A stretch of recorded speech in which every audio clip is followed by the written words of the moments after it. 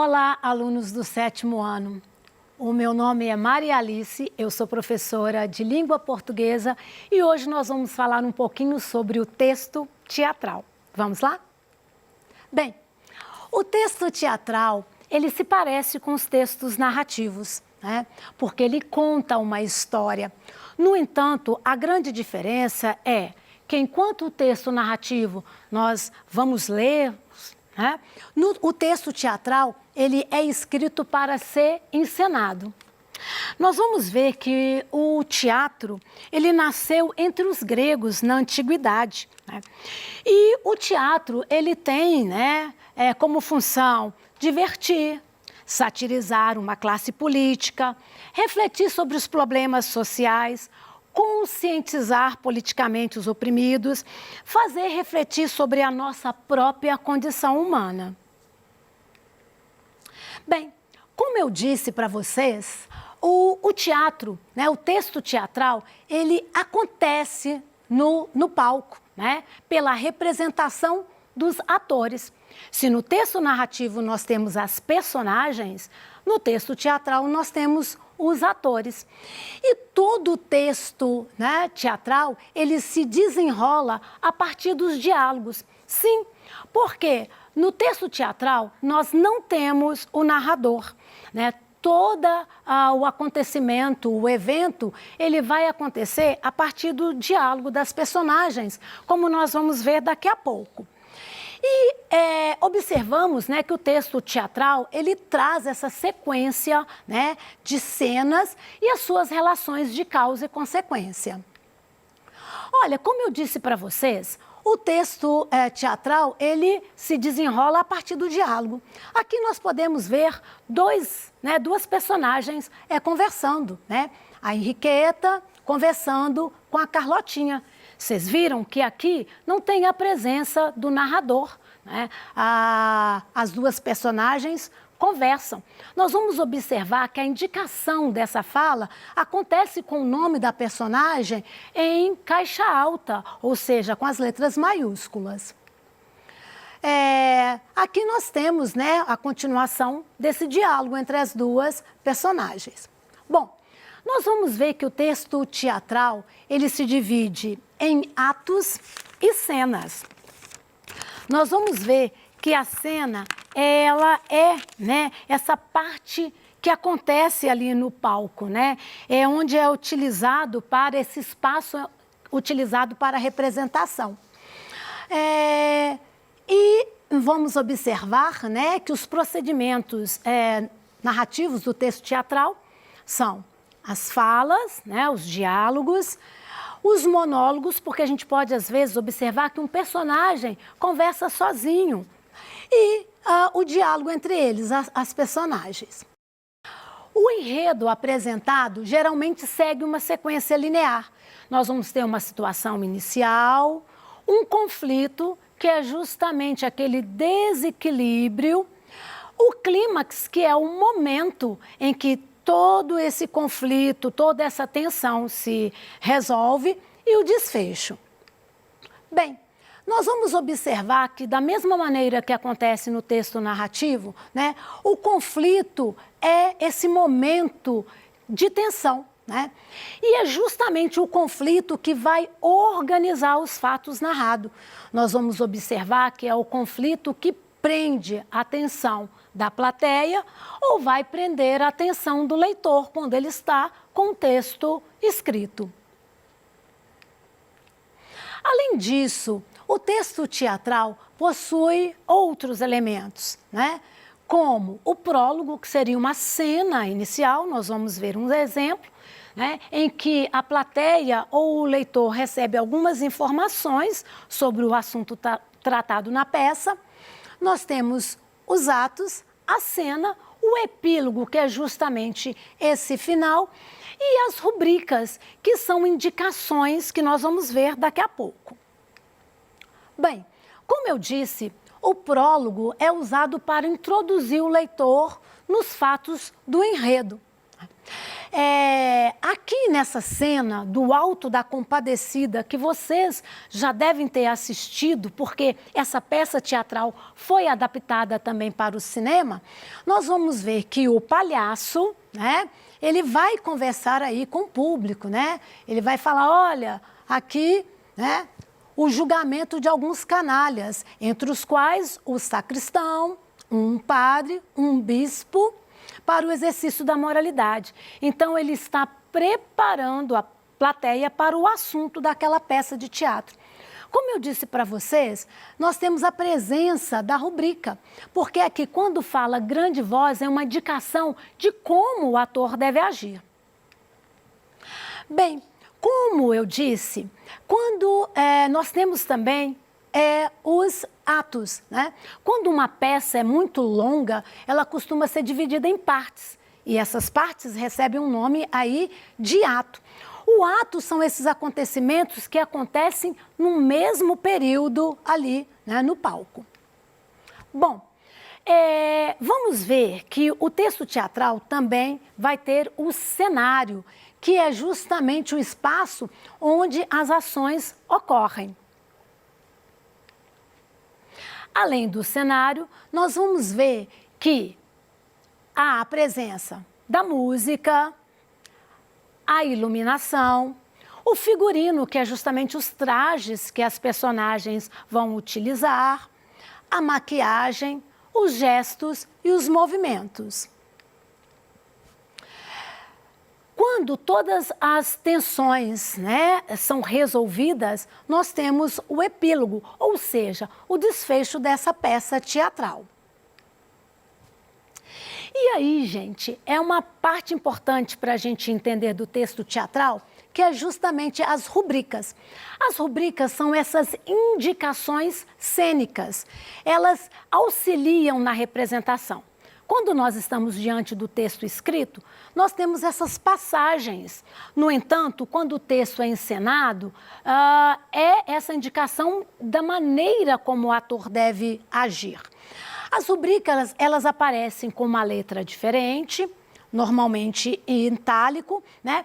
Indicando como esse ator deve falar, rubricas de interpretação, ou como ele deve se movimentar no palco, as rubricas de movimento. Aqui nós temos uma cena que nós vamos ver a presença da rubrica. A personagem, o ator, né? A personagem Maricota, ela está conversando e no final, né, ela deve chorar. Então, há uma indicação de como o ator deve agir, né? E aí o diálogo se desenvolve naturalmente. Bem, aqui também nós temos um outro exemplo de rubrica, né? De movimento, porque a personagem Faustino, conversando com a Maricota, ele fala, Maricota, eis-me a teus pés. E aí ele vai se movimentar. Então ele vai ajoelhar enquanto ele fala, a Maricota vai rir sem que ele veja.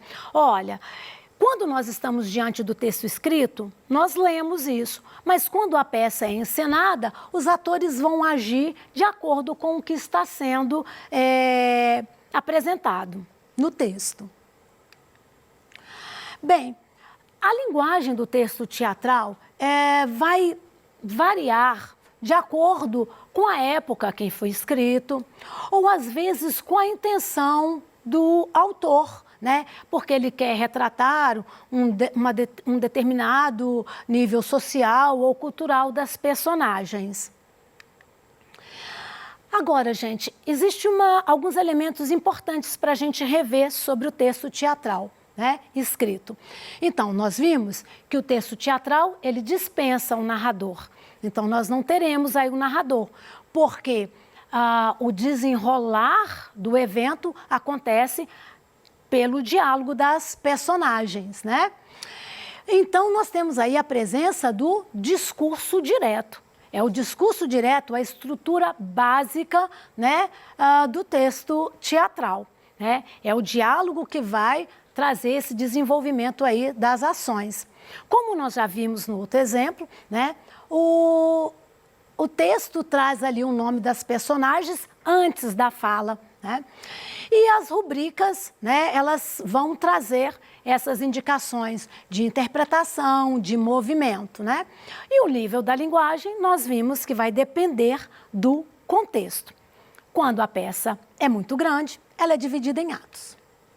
Bem, existe aí um elemento importante para a gente falar quando nós temos o texto teatral, que é justamente a questão, né, do ator, do texto e do público. O ator vai interpretar esse texto para o público, né? E ali se estabelece uma cumplicidade, né? E o teatro, ele pode, né, proporcionar prazer, ele pode levar a reflexões, ele pode ensinar.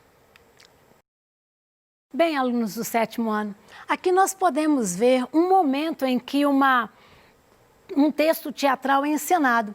Nós temos o público, né? E nós temos os atores em cena, né? Eles estão aí vestidos com roupas típicas, a questão do figurino, né? E nós podemos observar esse momento, né, do desenrolar do texto teatral. Como nós vimos, né, o teatro, ele é o encontro de outras artes. Então, nós temos a presença da arquitetura, ou seja, nós temos ali essa questão desse cenário que é modelado, que é construído. Nós temos a presença da pintura, né? A música também vai aparecer quando um texto teatral ele é encenado, para trazer toda essa questão mesmo da emoção, da ambientação. Nós vamos, né, como nós vimos no slide anterior, nós temos aí a arte, né, da indumentária, que é justamente o figurino, as roupas, né? Além disso, a iluminação e as mobílias, né? Bom, nós vamos ver que todos esses elementos na hora da encenação, eles são coordenados pelo diretor. Aqui nós temos mais uma cena também, né, dos atores no palco. Aqui a gente pode observar a questão dos instrumentos musicais, mostrando que os atores estão tocando aí uma música, a questão dos próprios gestos, né, a fisionomia. Então nós temos, e também a questão dos figurinos. Então a gente tem aí uma cena que representa bem o que nós acabamos de ver. Vamos observar que a literatura dramática ela fica documentada nos livros. Né? Como eu disse para vocês, muitas vezes nós temos esse texto teatral, né, aí no livro. Quando ele é encenado, né, nós teremos a construção desses cenários, né, a questão dos figurinos, que podem ficar aí registrados nas fotografias, nos desenhos, né? Agora, o teatro mesmo, ele só se realiza enquanto dura o espetáculo, né? Talvez por isso a sua esse grande fascínio. Bem, nós vamos ver que existem diferentes textos dramáticos, né? E vamos passar um a um. Olha, a tragédia é um gênero, né, que vai ser caracterizado pelos conflitos, né, solenes. Vocês vão lembrar de um texto teatral muito famoso, que é uma tragédia, que é o Romeu e Julieta. No Romeu e Julieta, nós temos essas personagens, né, que têm um destino trágico, porque os dois jovens se apaixonam e a família é inimiga. E no final, né, da peça de teatro, nós temos a morte das duas personagens. As comédias. As comédias são peças teatrais que, por intermédio do riso, vai se refletir ou criticar aspectos da vida cotidiana. Na comédia, nós vamos ver que essas questões das imperfeições da vida cotidiana são apresentadas, né? E nós temos essa questão que, pelo riso, também, né, se ensina. Além da tragédia e da comédia, nós temos a mistura dos dois, né? Que é a tragicomédia, que vai abordar assuntos trágicos, mas com elementos cômicos. Além da tragicomédia, nós temos o drama. O drama é caracterizado por essa existência desse conflito, né? O drama vai ter várias cenas, normalmente esse tom mais sério, levando a grandes reflexões. Além do drama, nós vamos ter os autos, como nós já comentamos aqui, que são essas peças com assuntos religiosos, né? Tratado pode ser de maneira séria ou de maneira cômica. O exemplo que eu citei anteriormente foi o Auto da Compadecida, que foi adaptado também para o cinema, né? O objetivo dos autos é justamente moralizar o público, né? Ou difundir a fé cristã. Além disso, nós teremos aí as farsas. As farsas são peças cômicas mais curtas, em apenas um ato. As farsas vão ter poucas personagens, né? O enredo tem a ver com as questões do cotidiano e normalmente tem um caráter cômico. Bem, alunos do 7º ano, para preparar essa aula, eu consultei aí o livro Português, Literatura, Produção de Texto e Gramática. Eu também consultei, né, 2 sites falando do texto teatral e dos textos dramáticos. Como nós vimos hoje, o texto dramático ele tem algumas semelhanças com o texto narrativo. No entanto, o texto teatral ele é, né, escrito para ser encenado.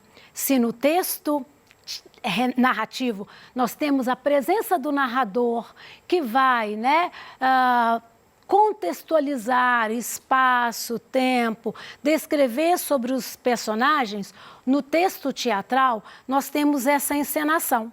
E o que vai auxiliar os atores é justamente a presença das rubricas, que são essas indicações de como eles devem se posicionar, como eles devem falar.